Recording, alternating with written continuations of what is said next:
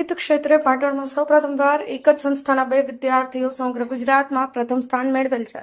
પાટણનું નામ રોશન કર્યું છે.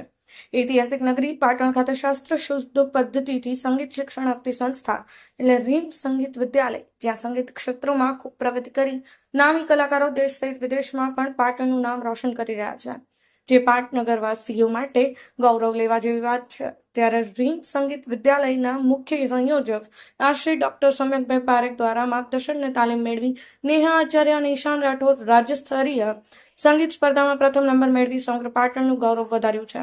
ગુજરાત સરકાર દ્વારા યોજાયેલ યુવા મહોત્સવમાં સરસ કામગીરી કરી રીમ સંગીત વિદ્યાલયનું નામ ગુજરાતમાં ગુંજતું કરેલ છે.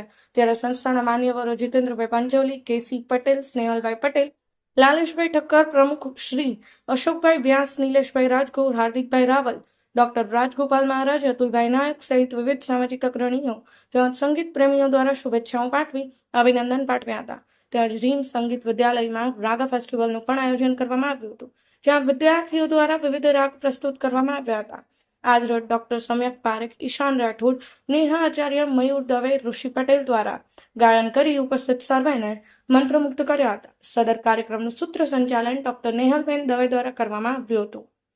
ભરતભાઈ જોશી સાથે રાજુભાઈ ડી પટેલ, પાટણ ન્યૂઝ 24 પાટણ. વિશ્વની વાણી એ જેમની વાણી છે અને જેમણે ચંદ્ર અને તારા રૂપી આભૂષણો ધારણ કર્યા છે એવા આપણા